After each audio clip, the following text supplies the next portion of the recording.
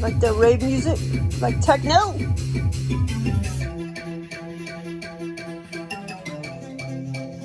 Like techno?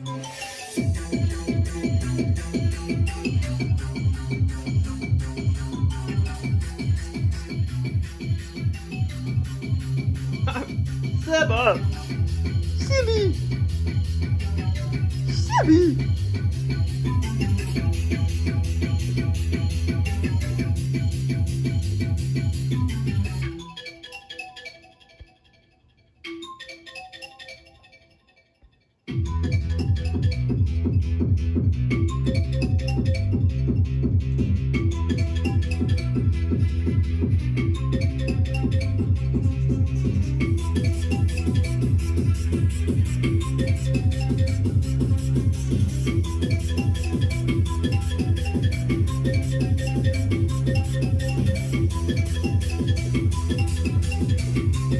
Hannah went in heat, and Tor went in heat. Tor went in heat first yesterday, and then boom, Hannah went in heat today. They're both in heat. They haven't been in heat in 4 months. Simba's been trying to mate them, haven't you?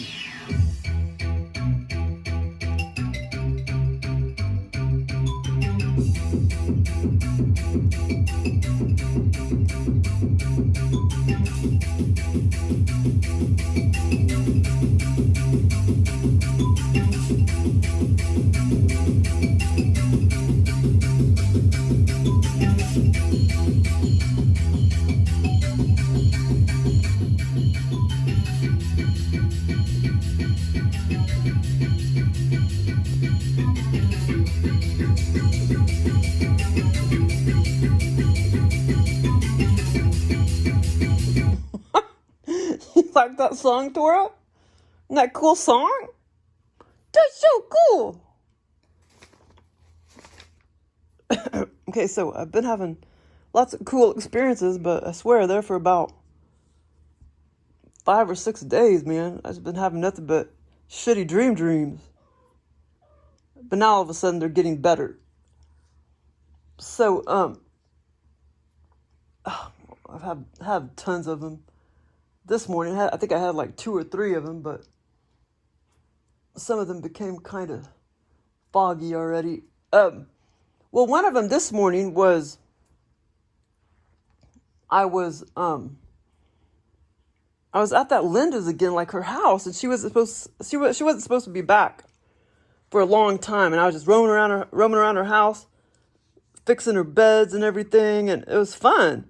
But I was there by myself and everything, and I was afraid she was... And then I started getting into shit, like snooping around, and then I was afraid she was going to be back. And then there was like all of a sudden, a guy and girl appeared in the living room. It was a strange house, too, but it was her house or whatever in the scenario. And they were eating something, and I was like, oh, I can't eat that, or something like that. And then they're like, oh, they were supposed to be like the niece and nephew of Linda or whatever. And I was afraid she was going to come back. And they're like, no, remember, she's not supposed to be back for quite a while or whatever. But anyway, that was kind of fun because I was just snooping around and roaming around her house. And it was pretty big. And I was fiddling with there was at least 3 bedrooms and, what do you call it? Like queen beds. And I was making the beds and blah, blah, blah, blah. But it was fun. But there was another funny one I had this morning.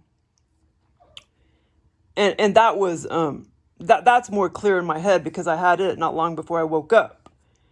And it was so weird. It's like my mom was driving. And it's kind of like we were in this town. It's kind of like we were up there, kind of Highway 65. One point, Highway 65, and then it goes to I-44 to like Stratford, kind of in that vicinity. And my mom was driving along, and I could have forgotten some stuff at the very beginning, of it. But so she was like driving along, and we were trying to get on the on-ramp or whatever to get on the main road, which would have been I-44, I guess. We were trying to get on the on-ramp, and then there's this big old truck coming, and and it looked like it was going to hit us like a big old semi truck, but it was something a little different than a semi truck, but it was as big as a semi truck, and it was about to hit us. And I was like, Mom, you got to back up, back up. And so then she started backing up, and all of a sudden I see all these cornfields. Joel has a sense of humor. I see all these cornfields to the left of me. And I was like, wow, I thought all the cornfields were probably in Kansas, because I knew we weren't in Kansas. We were still in my town, not far away from from where I live. And I was just like, wow, Mom, I thought that, the cornfields were probably in Kansas. I didn't realize there were cornfields, on the outskirts of this town.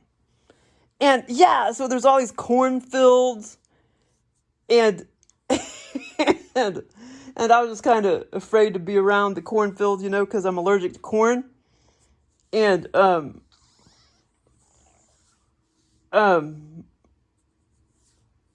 yeah, I know it's like crazy, like you never like if you tell somebody, oh, I'm allergic to beets, I'm allergic to corn, I'm allergic to peach.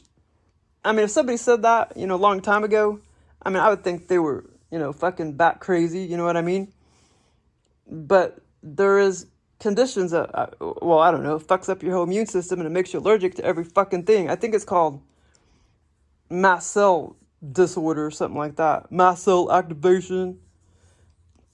Yeah, like I'm going to go to some stupid fuck mainstream doctor and they're going to fucking know what that means. Only a natural doctor would know what that means.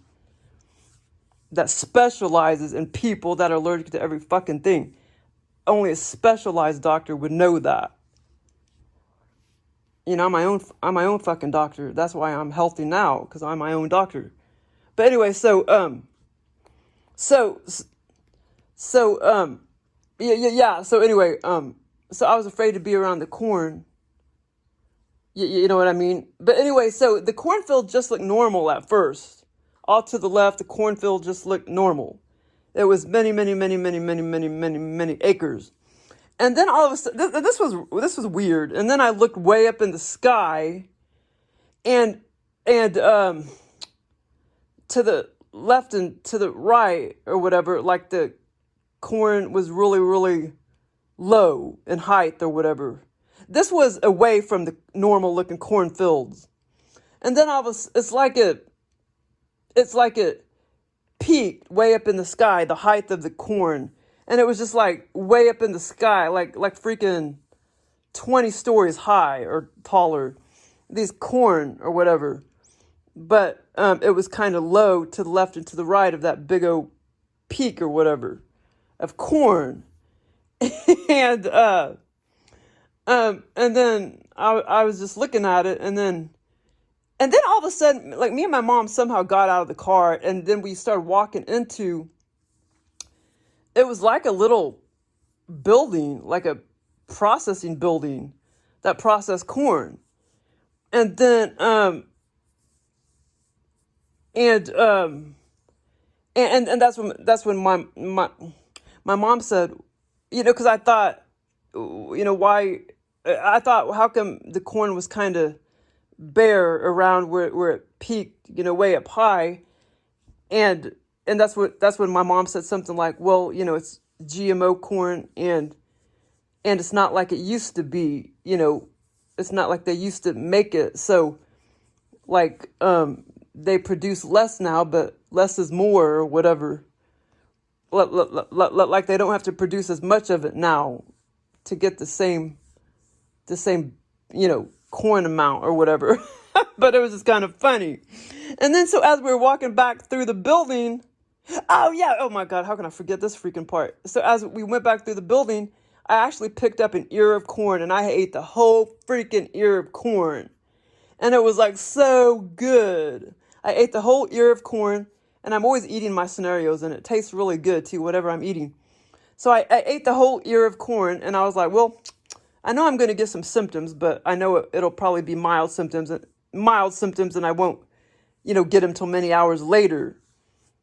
But that's not true in real life. If I ate a whole ear of corn, it would kill me. Because, like if you just get one little piece of gluten, any kind of gluten, corn gluten, rice gluten, wheat gluten, and like I say, 50% or more all celiacs become allergic to all grains. Yeah, that's what the motherfuckers won't tell you.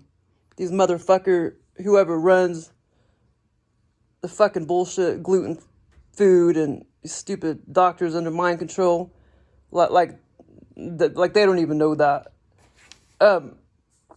Well, they would only know that if they get a patient that became allergic to all corn. I mean, I guess 50% of the doctors would know that. But the other 50%, they wouldn't know that because they would have patients that they never figure out that they became allergic to all corn or whatever. I mean, all gluten or whatever, all grains. But anyway, so, okay,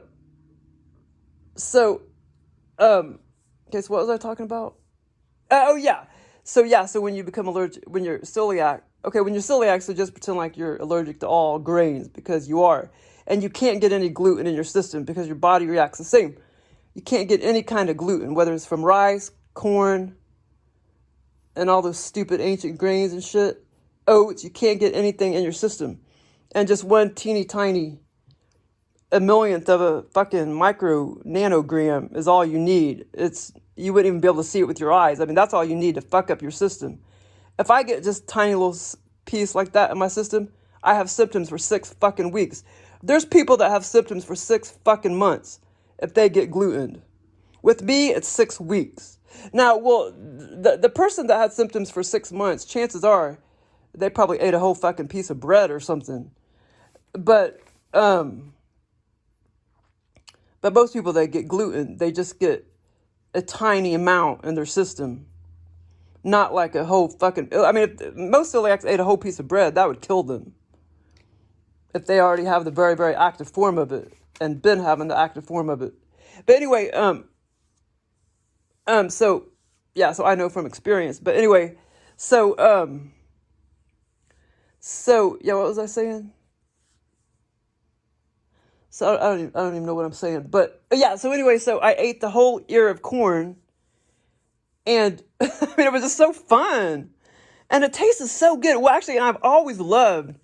I mean, I've never really liked cream of corn. My mom, when we were younger, she would make cream of corn. I never really liked that too much. And canned corn, I never really liked that too much. But I've always loved corn on the cob. I did always love corn on the cob, when I was younger or whatever. So, in the scenario, I was eating corn on the cob and it tasted very, very, very good. And after I got done with it, it looked like that ear of corn that the beaver had eaten. Like, he was totally cleaned off. And in real life, if I would eat corn on the cob, it did not look that clean. You know what I mean? Because we don't have strong teeth like animals or whatever. But I remember my dad, I guess if you have false teeth, I don't know, maybe that makes your jaw stronger or something. Because I remember my dad, he would eat corn on the cob and it would look like, a beaver got a hold of it. Like every single piece of corn is out of there, And, but anyway, I remember just kind of throwing it down after I ate it. And then I was just thinking, okay, well, I know I'm going to have symptoms, but I won't have them until way, way later. And that they would be really mild. But that's not how it is in real life. But anyway, so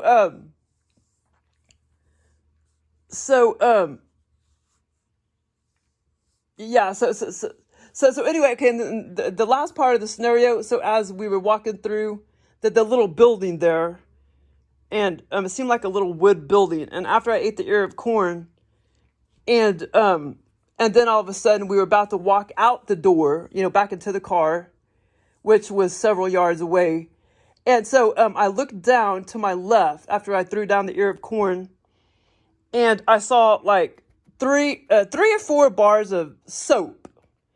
And to the left of the soap and to the right of the soap was all like beautiful colors.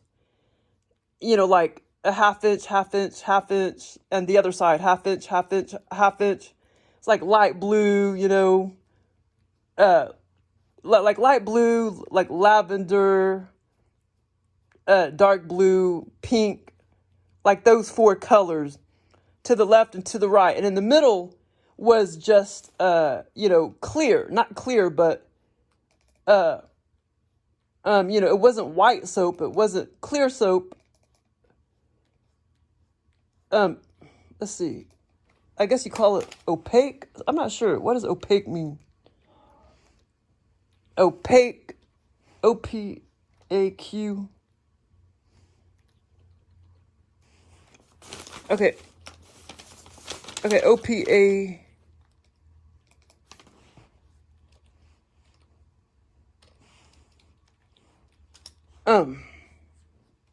Not able to be seen through, not transparent. Okay, yeah, that is right. It was, just an opaque bar of soap. And that part of it was opaque. And then that to the right and that to the left, or that to the right, that to the left was all like beautiful pastel colors.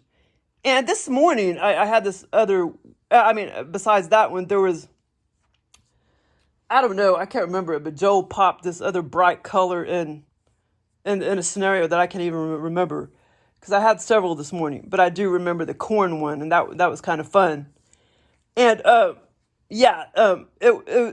remember him bright in some real bright light purplish color at me.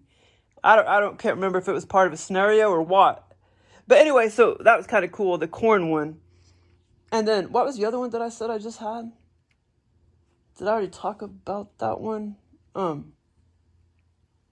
can't remember. But yesterday, it was kind of funny too. I had this OBE-VR-Lucid dream, where I was down at the pond, and I was thinking about the beaver and wondering why the beaver wasn't there. And because lately when I went to the pond in real life, the beaver didn't seem to be around.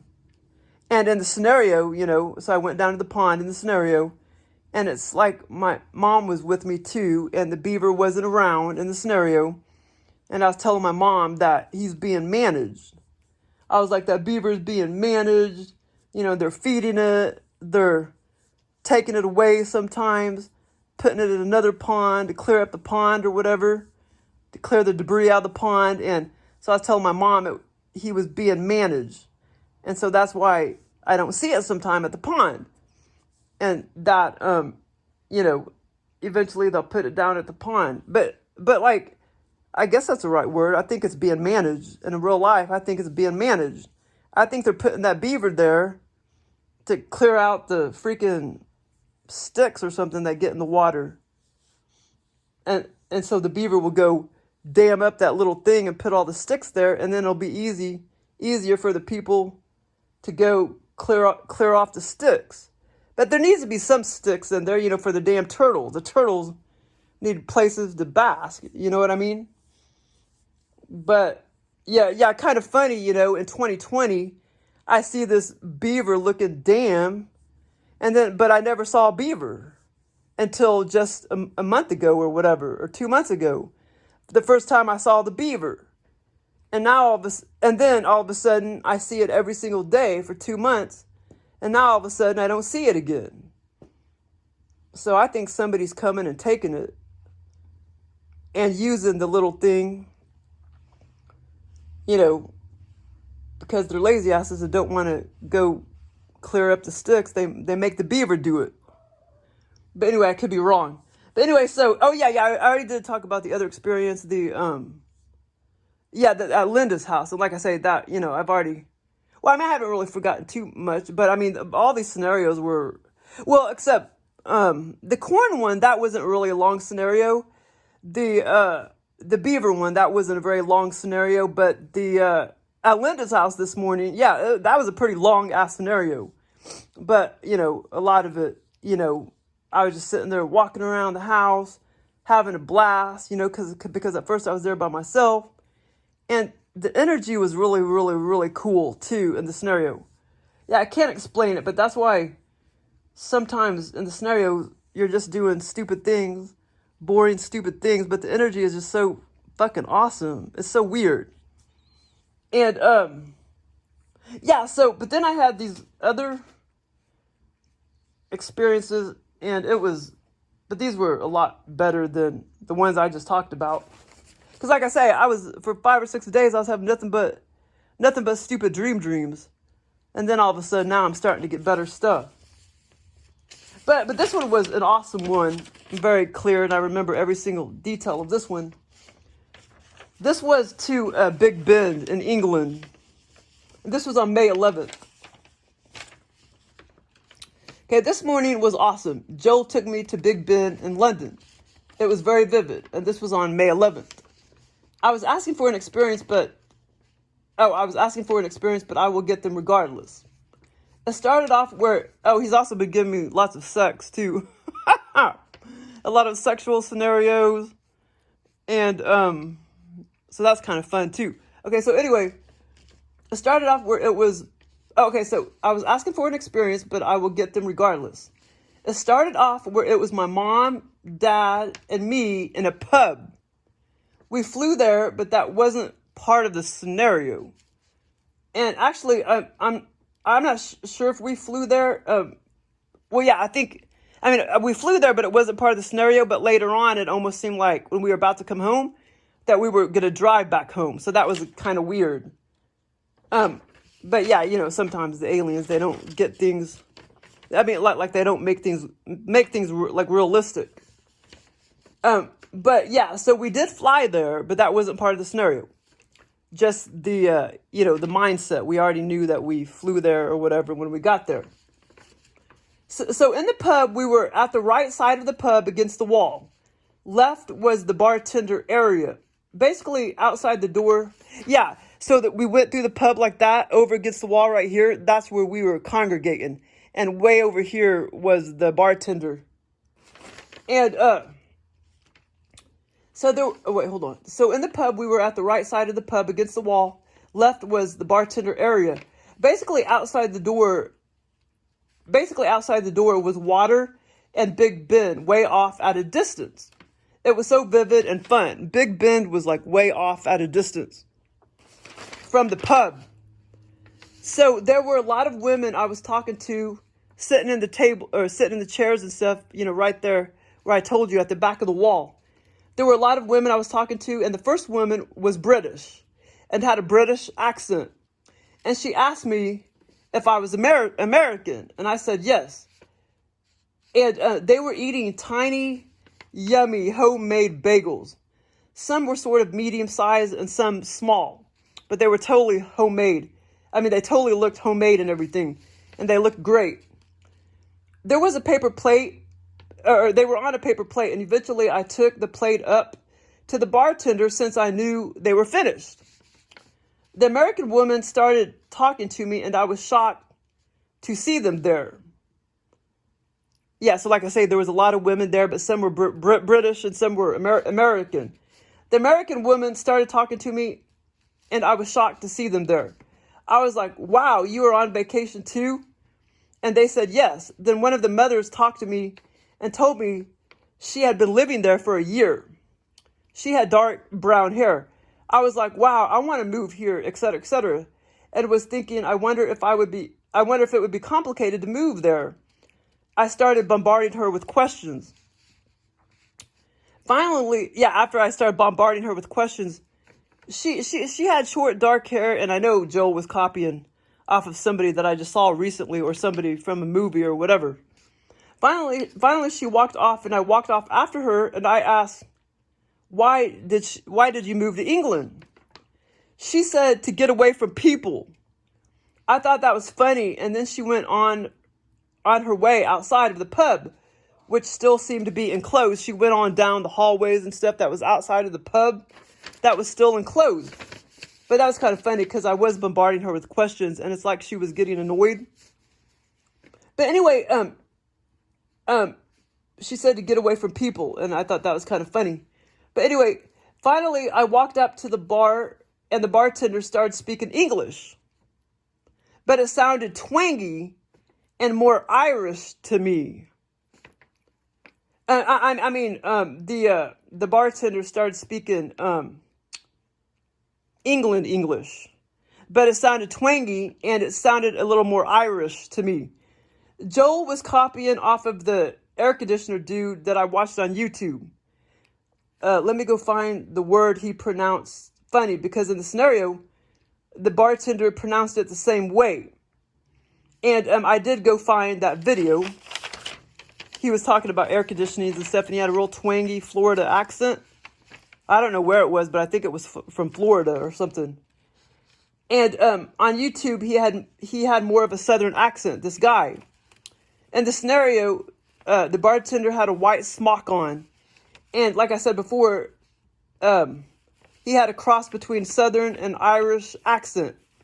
And he pronounced the words with a T. Like that guy on YouTube, he would be like, instead of saying once, he would say once. You know how some people from different parts of the country, they'll say once instead of once. And so anyway, so in the scenario, the YouTube guy, he said once a year instead of once per year. And in the scenario, Joe was copying off of that. And so that twangy bartender, he was like once, he was saying, like he was putting T's to the end of his words. It was kind of funny.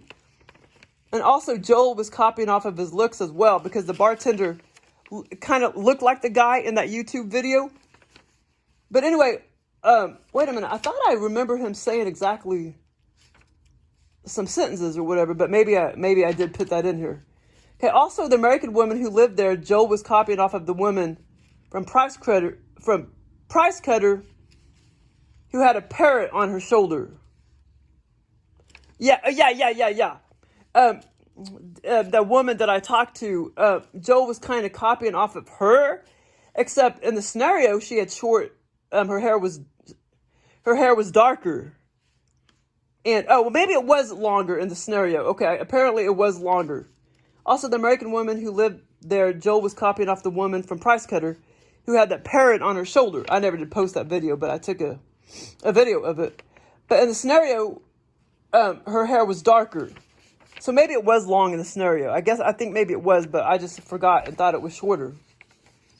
But eventually we started walking away from the bar. Me and mom and dad. And I had the thoughts like, I can't believe I'm here.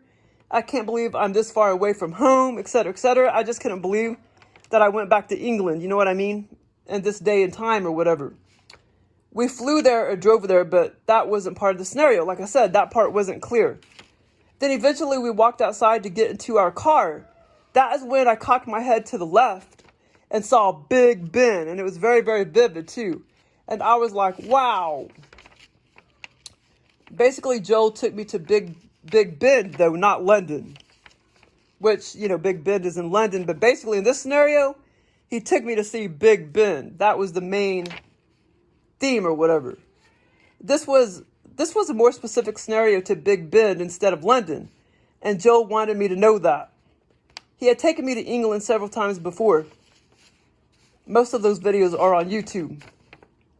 When we got into the car after seeing Big Ben, it seemed like we were heading back to the United States, which is kind of funny since you can't drive to London. But anyway, it was a fun scenario and it lasted quite a while, like several hours. And then I had this other one to Florida, and this was on April 27th. Okay, so in the scenario, my sister bought a condo to Florida for $90,000. It was a resort. It was in a resort retired community with casinos. It was in a resort retired community with casinos. I think I know where Joe got that amount too from the scenario. At one point in the scenario, I know where he got that $90,000 amount. At one point in the scenario, I looked down at her paperwork, and saw that she had bought it for that amount, $90,000. It was sort of like a vacation condo, not a permanent home. But I was basically walking around her condo.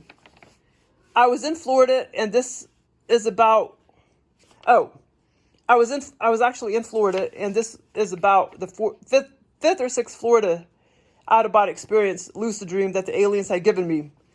It felt like Florida, but it did feel like Florida, in a different dimension. It didn't feel like 3D. My parents really didn't approve of it. My sister didn't care, though. But anyway, basically,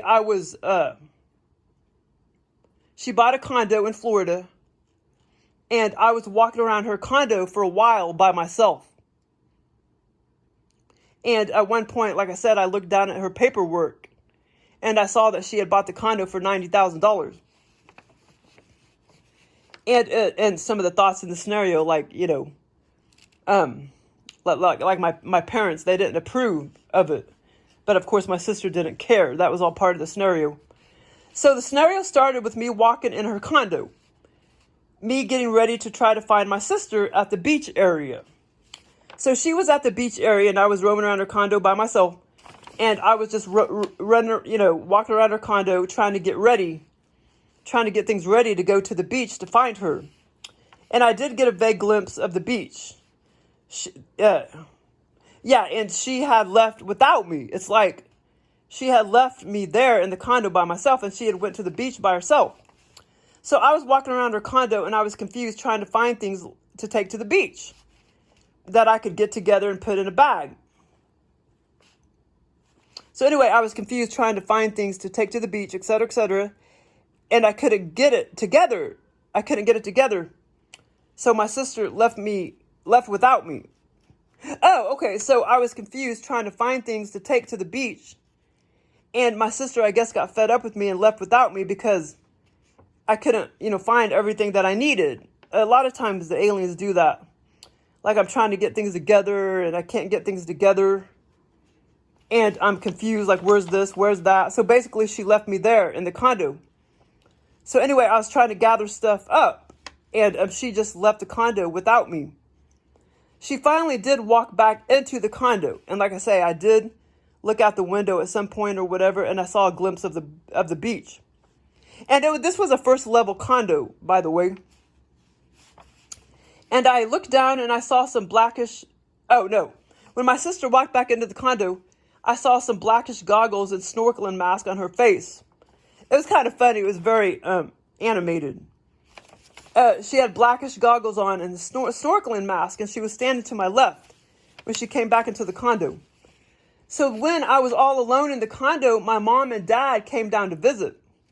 I knew they were not far away and near the airport, and I knew I needed to call them to give them directions to come to the condo. I picked up my cell phone, my newest one. My newest one was in the scenario, this red one that I have in my hands.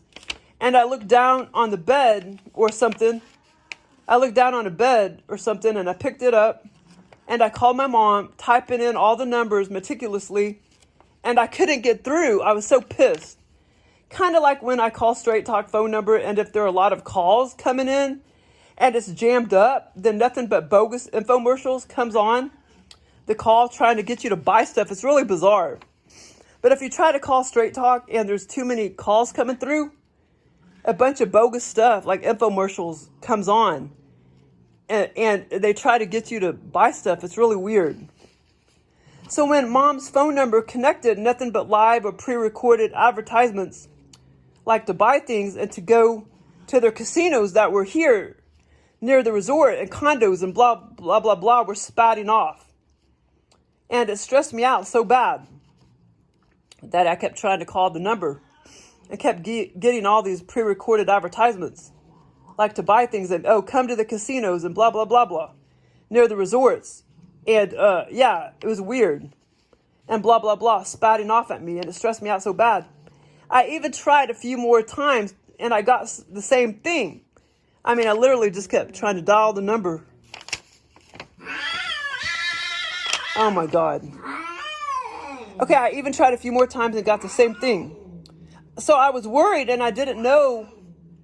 I didn't know how I would connect with my mom and dad. And this whole scenario was like that.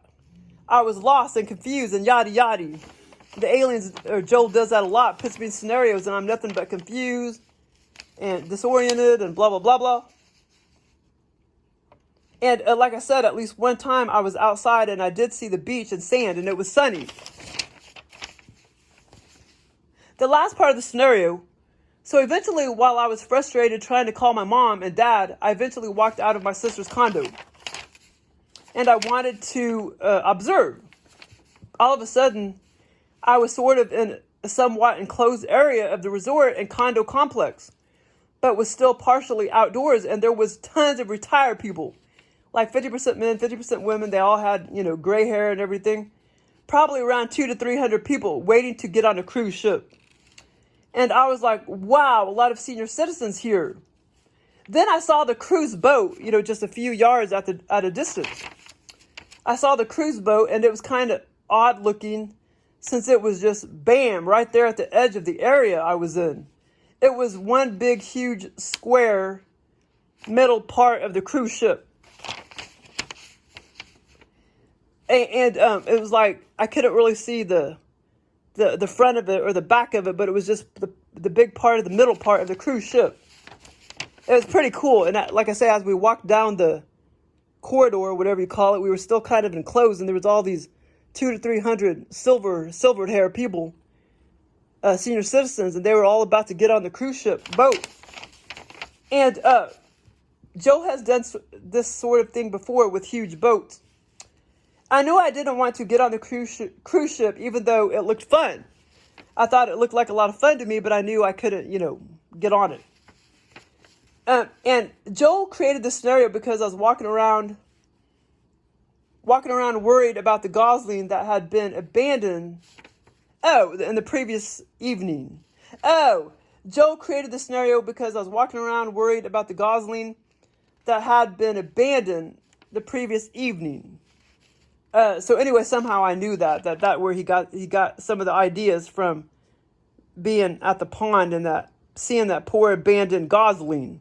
About all the abandoned. Yeah, that's right. Because my sister kept abandoning me in the condo and stuff. So anyway, yeah, so that one was fun. And then these other ones, I can't remember if I talked about them or not.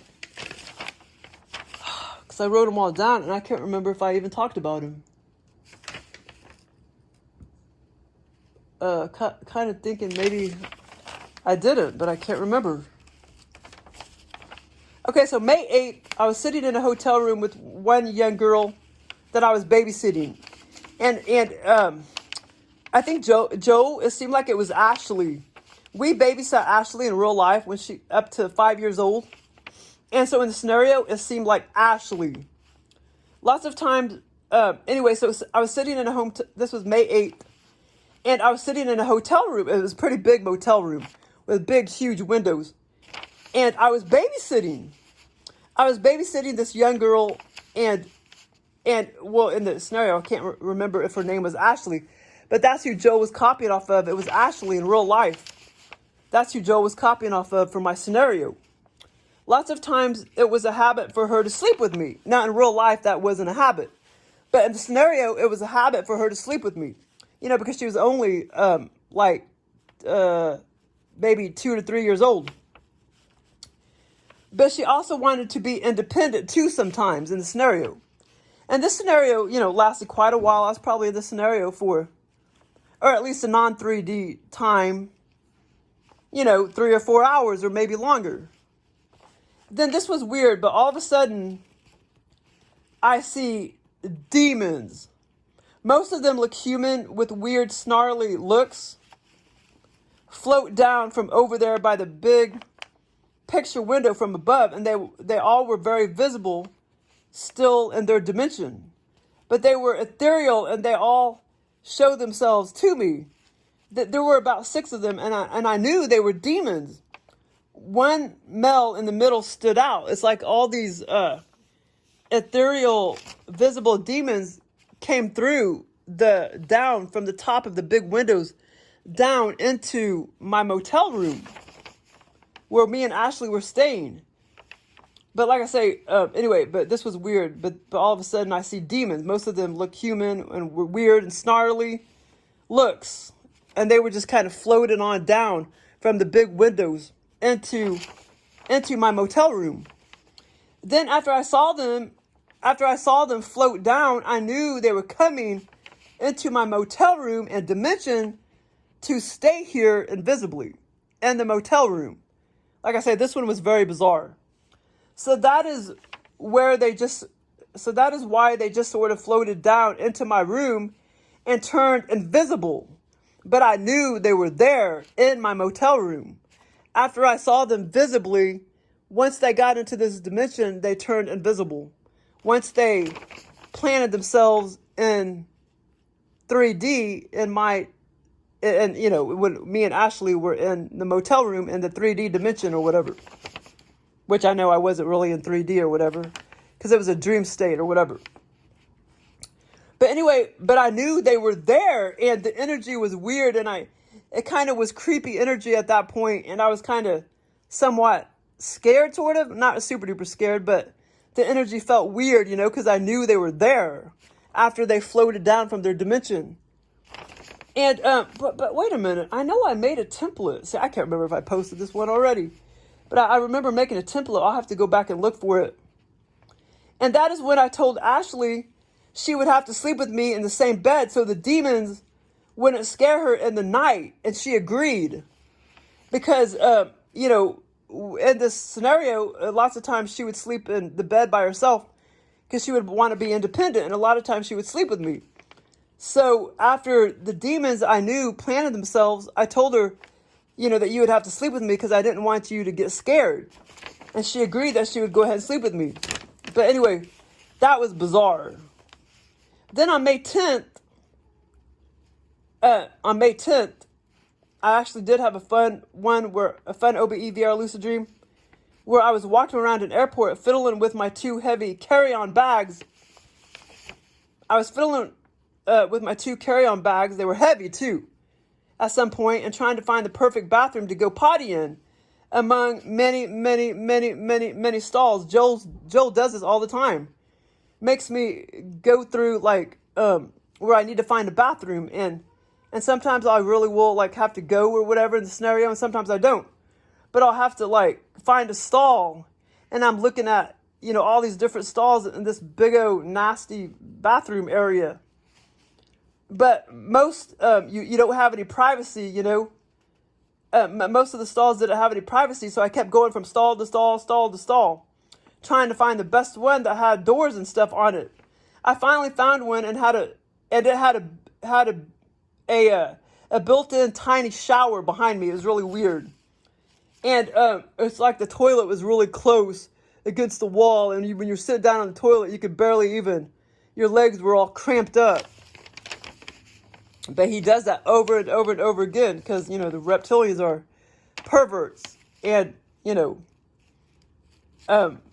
perverts. So they put you in nasty bathrooms and shit.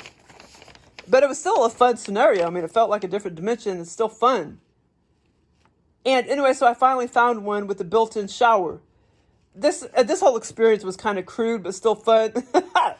And it lasted a long time. I'm editing a lot of parts out, but 8 hours in 3D time. This scenario lasted 8 hours in 3D time. But of course, non 3D time, it didn't last that long. Or in a dream state, it didn't last that long. And it felt like I was in a different dimension, as do most of my scenarios. Okay, so on May 7th, here's another one I had on May 7th. I conked out on the daybed for 2 hours, and I got a good OBE-VR-Lucid dream. Maybe I did already talk about these. I can't remember. I was driving back from Kansas City, but that wasn't part of the scenario. And we stopped off at a grocery store, but we went back, we went inside the doors way back at the back of the store, and went way back, and I started shopping. I honed in some chocolate bars, liquor bottles, and some coffee on top of some higher shelves. Packages high on the shelves. There were packages high on the shelves, and I even stared at another person's grocery cart. And it had so vividly 2 small filled up wine glasses sitting there and a snack cake. This is all very vivid. And but basically we were coming back from Kansas City, and me and some of my coworkers stopped off at the back of the store on the north part of town. We went in and through the back doors for whatever reason. And this was all very vivid. At some point, I thought I was still in Kansas City. But then I realized I was back in my hometown on the north part of town. Me and the other coworkers, they were my coworkers in real life. They were in this scenario. And we took some stuff and they were about to start working there as employees in the scenario. And that owner, who was a female, said we had to pay for the stuff or something like that.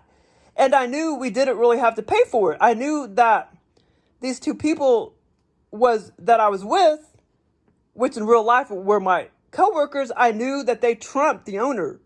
I knew that since they were working there, that they would give me free stuff and that I would not have to pay for it. They said we didn't, that I didn't have to pay for the stuff that I wanted to buy. It was a fun experience, and it lasted quite a while. And I can't remember now what I bought, because I didn't write it down, but I did, buy 4 or 5 things. I mean, I stole it, basically. But anyway, or basically it was given to me. That's kind of funny that Joel, he puts funny stuff, because that's kind of funny that just because they were employees working there, that they trumped the owner or whatever. Is that what I said she was, the owner? And they were about to start. Yeah, she was the owner, so that makes no sense. But Joe puts funny stuff in my scenario. And then, like I said, I had this other one well, this is probably 2 years ago or longer that I never even talked about. But it was fun, too, and it's kind of bizarre. Another time, a few years ago, possibly, maybe more than that, there was also another OBE-VR-Lucid dream that I had. It was long ago where me and a few people were driving. We were driving to St. Louis, and we stopped off and intruded in upon an elderly woman who we didn't even know. And the house was way over to the right of the highway. It was a pretty large house. It was just a 1-level house, but the kitchen was huge. It was pretty huge. I was in the scenario for many, many hours. We were going about the kitchen for a long time, and I made a cappuccino type of drink in her kitchen. I had forgotten a lot of tiny details already about the food and stuff, but mainly it was we were in the kitchen, conversing, sitting down at the table, cooking stuff, making cappuccinos, blah, blah, blah, blah. And it was all very tedious. It was all very vivid. Anyway, we fiddled with more than just cappuccino. Other food items we prepared and stuff too, and we ate it. And I remember now some of it's coming back to me. There was some funny part with the bubbles and stuff on top of the cappuccino. There were some funny details about that, that Joe copied off of something in my true reality. Something I can't, or something like I smelled it and it had this weird smell.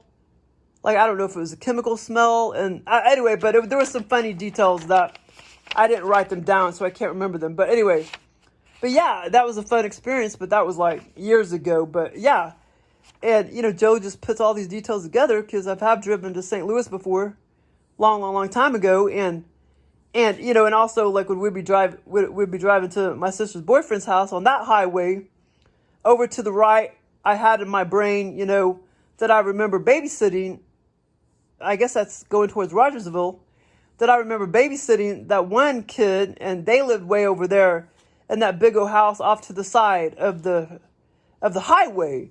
And so Joe was just kind of putting all these details together. Yeah, it's really weird about the highway and blah, blah, blah, blah. But basically in the scenario, it was similar, to my real reality. It's just that this time we intruded in on this elderly person's house, and she was roaming around the house, and I did get glimpses of her and everything. But yeah, it was a fun experience. Thanks for listening.